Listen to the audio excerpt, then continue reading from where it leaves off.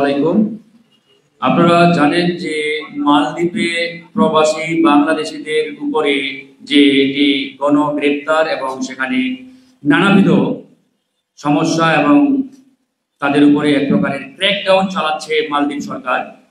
তো তারই প্রতিবাদে আজকে বাংলাদেশ প্রবাসী অধিকার পরিষদের আয়োজনে আমরা সংবাদ সম্মেলন আয়োজন করেছি। আপনারা ইতিমধ্যে অবগত যে মালদ্বীপে প্রায় 90,000-এর মতো প্রবাসী বাংলাদেশে অবস্থান করছেন।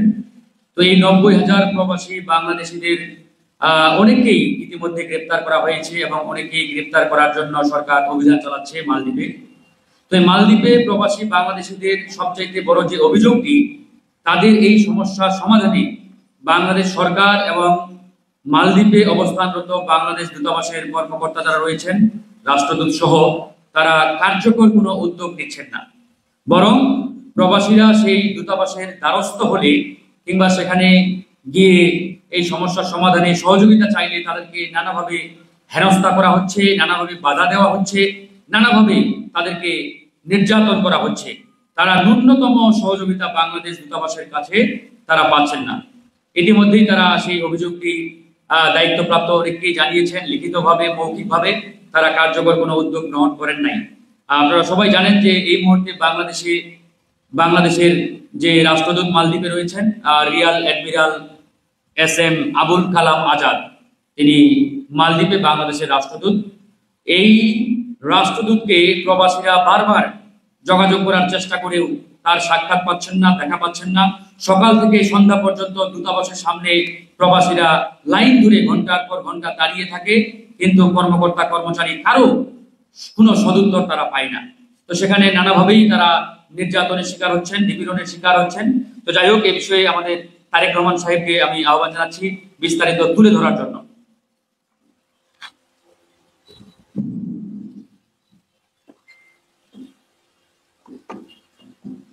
জি, অসংখ্য ধন্যবাদ।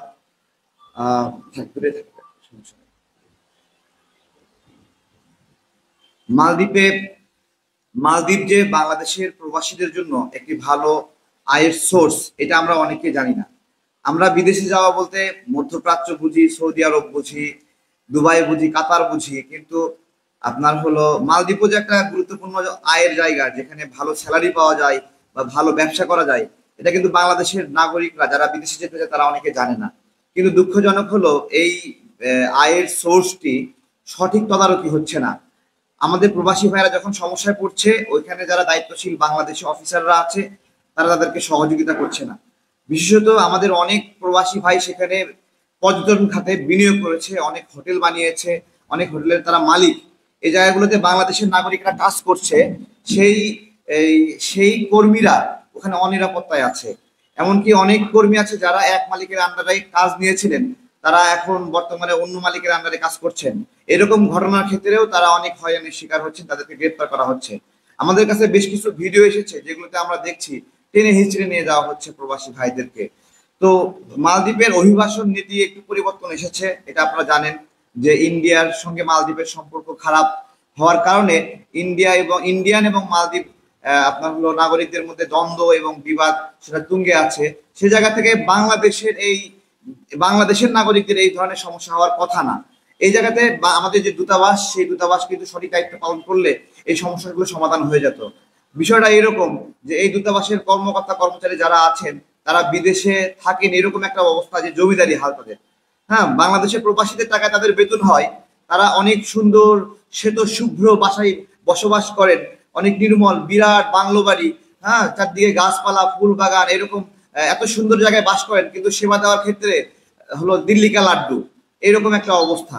তো দিল্লি কা লাড্ডু মুখে নেওয়ার আগ পর্যন্ত এটা অনেক সুন্দর, কিন্তু এটার ভিতরে ঢুকলে বোঝা যায় যে এটা কতটা বিচ্ছিরি বিষয়। তো আমাদের দূতাবাসগুলোর সেবা হয়েছে এরকম। মূলত আপনারা জানেন যে আমাদের পররাষ্ট্র ক্যাডারের ক্ষেত্রে যে দুর্নীতিগুলো আসছে বিসিএস-এ, আপনারা সবাই শুনেছেন প্রশ্ন ফাঁসের মাধ্যমে এই বিসিএস ক্যাডারগুলো নিয়োগ হচ্ছে।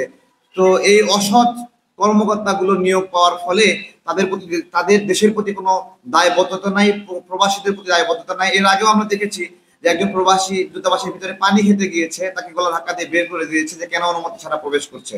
এই দূতাবাসগুলো যে দূতগুলো রয়েছে রাষ্ট্রের কর্মকর্তা রয়েছে তাদের আরাম আয়েশের জন্য কিন্তু বানানো হয়নি, সেটা বানানো হয়েছে প্রবাসীদের সেফ হোম হিসেবে। সে জায়গায় মালদ্বীপ দূতাবাস প্রবাসীদের সেফ হোম হিসেবে কাজ করছে না। আমরা বাংলাদেশ প্রবাসী অধিকার পরিষদের পক্ষ থেকে এখানে আজকে মিয়া মুসুজ্জামান স্যারের নেতৃত্বে আমরা এখানে বসেছি এই বিষয়ে রাষ্ট্রের দৃষ্টি আকর্ষণ করতে, যে রাষ্ট্র যেন আর এক মুহূর্তের জন্য গাফিলতি না করে। যারা যারা এখন পর্যন্ত সেখানে হয়রানির শিকার হচ্ছে, বাংলাদেশের সঙ্গে মালদ্বীপের কোনো শত্রুতা কোনো সম্পর্ক নাই, ইতিপূর্বেও ছিল না, এখনো নাই, কিন্তু ইন্ডিয়ান মালদ্বীপ দ্বন্দ্বের মধ্যে বা ভুল বোঝাবুঝির মাধ্যমে বাংলাদেশের নাগরিকদেরকে যে হয়রানির শিকার করা হচ্ছে, সেই হয়রানি থেকে বাংলাদেশের নাগরিকরা মুক্তি চাই। এক্ষেত্রে রাষ্ট্র এবং সেখানে যারা দায়িত্বশীল কর্মকর্তা আছে তাদের গাফিলতির আমরা জবাব চাই এবং তাদের কাছ থেকে দায়িত্বশীল আচরণ আমরা প্রত্যাশা করি। ধন্যবাদ।